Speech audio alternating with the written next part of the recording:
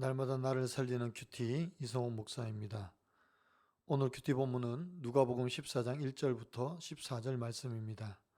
하나님 아버지, 하나님의 나라의 원리로 살기를 원합니다. 말씀해 주시옵소서. 듣겠습니다. 하나님 나라의 원리는 첫째로 안식일의 원리입니다. 1절에서 6절입니다. 예수님께서 안식일에 한 바리새인의 집에 초대되어 들어가셨습니다. 마침 거기에 수종병이 든 사람이 있었습니다. 수종병은 물이 차서 심장이나 신장 등을 압박하여 몸이 부어있는 병입니다. 예수님이 어떻게 하시나 하고 엿보고 있는 바리새인과 율법교사들을 향하여 예수님께서 물으십니다. 안식일에 병 고쳐주는 것이 합당하냐 아니하냐. 예수님의 질문에 사람들이 아무 대답도 하지 않습니다. 예수님께서 이 사람을 고쳐주시고 돌려보내셨습니다. 그리고 예수님을 엿보았던 사람들에게 이같이 말씀하십니다. 너희 중에 누가 그 아들이나 소가 우물에 빠졌으면 안식일이라도 끌어내지 않겠느냐. 어떻게 하든지 예수님을 첩잡기 위해서 지켜보던 바리새인과 율법교사들이 아무 말도 하지 못합니다. 왜냐하면 예수님의 교훈에 항변할 수 없기 때문입니다. 사람이 안식을 위해 있는 것이 아니라 안식일이 사람을 위해 있기 때문입니다. 그래서 안식일에 설을 행하고 사람을 살리는 것이 마땅합니다. 적용해 보세요. 주일을 지킬 때 나는 선한 일을 합니까? 아니면 자유롭게 즐깁니까? 주일은 하나님을 예배하는 것뿐만 아니라 성도에게 참 안식을 주신 날인 것을 믿습니까? 하나님 나라의 원리, 둘째로 겸손의 원리입니다. 7절에서 청함을 받은 사람이 높은 자리에 택함을 보시고 그들에게 비유로 말씀하여 이르시되 라고 합니다. 손님으로 초대를 받은 사람들이 와서는 높은 자리부터 앉는 것을 예수님께서 보셨습니다. 그래서 혼인잔치집에 청함을 받았을 때 어떻게 해야 할지에 대해 비유로 말씀해 주십니다. 8절에서 11절입니다. 혼인잔치집에 청함을 받았을 때 먼저 가서 높은 자리에 앉지 말라고 하십니다. 왜냐하면 나보다 더 귀한 손님이 와서 주인이 나에게 자리를 비켜달라고 하면 우리가 부끄러움을 당할 수 있기 때문입니다. 그래서 차라리 혼인잔치집에 제일 끝자리에 앉아 있으라고 하십니다. 그래야 주인이 우리를 알아보고 당신의 자리는 여기가 아니라 저 높은 자리라고 하면서 우리를 높이 올려준다고 말씀하십니다. 그리고 이렇게 말씀하십니다. 무릇 자기를 높이는 자는 낮아지고 자기를 낮추는 자는 높아지리라. 자기가 100% 죄인인 것을 알면 저절로 겸손해집니다. 자기가 죄인인 줄 모르기 때문에 남보다 내가 낫다고 생각하고 높은 자리로 가려고 하는 것입니다. 그래서 때로는 우리에게 겸손한 환경을 허락하셔서 낮추시는 것입니다. 높은 자리에 앉은 자를 부끄럽게 하여 낮은 자리로 내려가게 하시는 것입니다. 그래서 겸손한 환경은 있어도 겸손한 사람은 없다고 하는 것입니다. 적용해 보세요.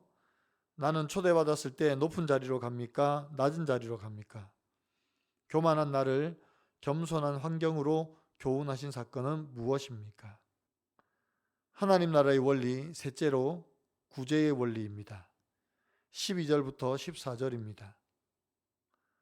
예수님은 손님을 청할 때 자기보다 부한 사람을 청하지 말고 내게 갚을 것이 없는 사람들을 청하라고 하십니다. 나보다 부하거나 높은 사람은 내가 청하여 대접하면 그들도 나를 대접할 게 뻔합니다.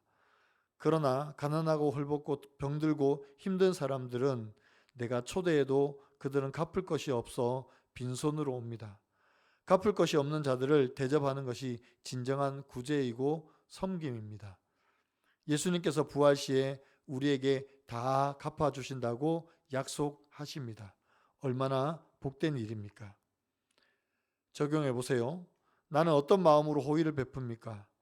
돌려받을 것을 기대하고 대접하지는 않습니까? 내가 조건 없이 섬겨야 할 대상은 누구입니까? 그들을 어떻게 섬기고 있습니까? 일적으로도 정신적으로도 높은 자리에 앉고 싶어 했던 저를 주님께서 낮아지는 경험을 하게 하심으로 회개하고 저의 주제를 알아 욕심 부리지 않고 끝자리에서 다른 사람을 섬기며 살기를 소망한다는 한 성도님의 큐티인 묵상 간증입니다. 매주 토요일 저녁 저와 아내는 교회 소그룹 모임에 참석합니다. 저는 그곳에서 부 리더로 섬기고 있는데 저희 모임에는 주 6일을 일하는 분이 있습니다.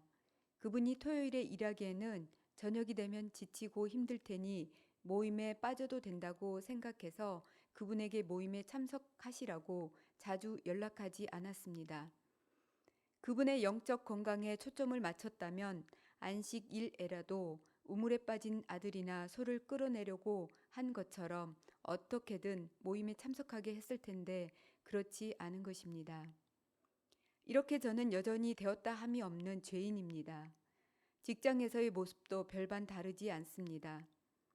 15년째 사회생활을 하면서 늘 마음속으론 언젠간 내 사업을 해야지 라고 생각했고 드라마 제작사에서 일하며 어느 정도 연차가 쌓이자 부업으로 광고 대행 일을 하기 시작했습니다.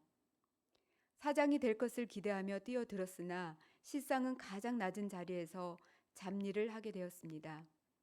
오늘 본문에서 예수님이 높은 자리에 앉으려고 하면 끝자리로 가게 되리라고 말씀하신 것처럼 말입니다. 그동안 저는 스스로 두 가지 일을 병행할 수 있다고 착각했지만 부업으로는 모르는 분야에 겁없이 뛰어든 대가는 혹독했습니다. 육체적으로는 고된 일정으로 스트레스를 받아 대상포진에 걸렸고 정신적으로는 스스로 높여온 저 자신이 알고 보니 능력도 분별력도 없는 실수투성이임을 깨닫고 자존감이 낮아졌습니다.